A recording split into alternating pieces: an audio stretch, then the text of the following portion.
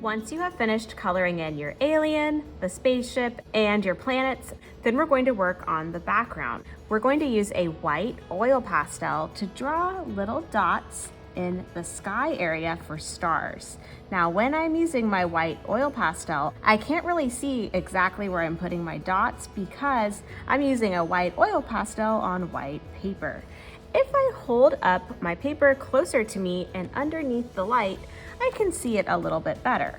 We are going to paint over these dots with watercolors, and the oil pastel will show through the watercolor because oil pastel and watercolor resist each other. The oil from the oil pastel and the water in the watercolor don't mix. They just kind of sit on top of each other.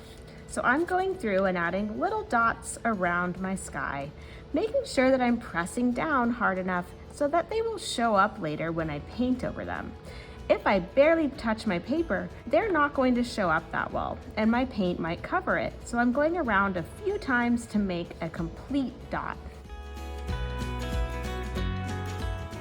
Now I know I started up here, so I worked my way around my paper, underneath the spaceship, and then back up the other side. Remember, it's hard to see exactly where you're putting these dots, but you can hold your paper up at an angle and you'll be able to see more where you have drawn them. We want to try to get dots all over our paper for stars, like there would be stars all over the galaxy sky. I'm making sure right now that I got enough around my paper. I see an empty spot here, so I'm going to add one. The next thing we're going to use is watercolor and paint around our sky area. We're going to have a variety of colors to make our galaxy sky. We'll have black, then violet or purple, dark blue, turquoise, green, and pink.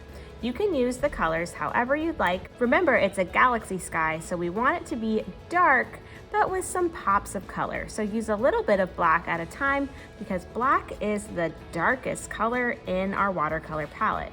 Now remember, when you use watercolors, you have to tap your brush on the color that you want to use and wake it up by adding a little bit of water. We never want to smash our brush into the paint like this. That will ruin the bristles of our brush or the hair of our brush. We want it to stay nice and pointy for us to paint with, just like this. So just swirl it around or tap it gently on the color that you want to use. Make sure that you have enough water on your brush too, so that your paintbrush moves around easily on your paper.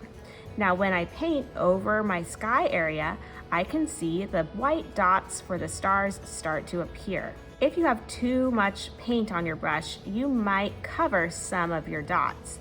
You could take a tissue or a paper towel and blot that area to make it look a little bit lighter and take some of the color away if that happens to you. Now I added some black first, and now I'm working with purple. I'm going to try to blend some of these colors together. Each time I use a new color, I am making sure to rinse off my brush. So I'm putting it in my water cup and swirling it around.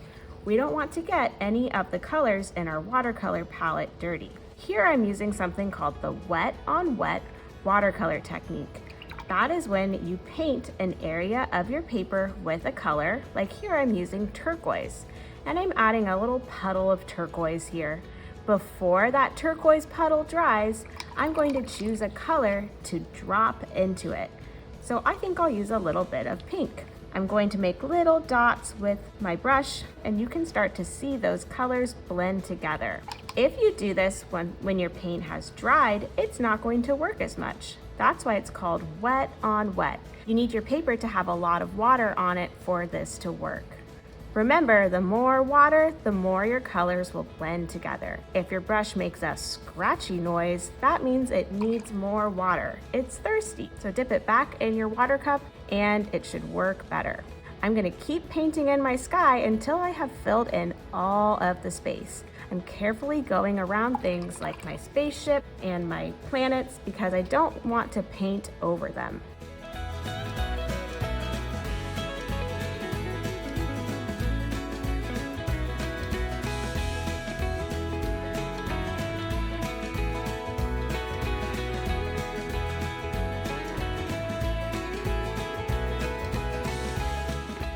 So it looks like I'm all done painting in my galaxy sky around my alien spaceship. When you're done, take yours to the drying rack to dry with your messy mat underneath. I can't wait to see how your project turns out.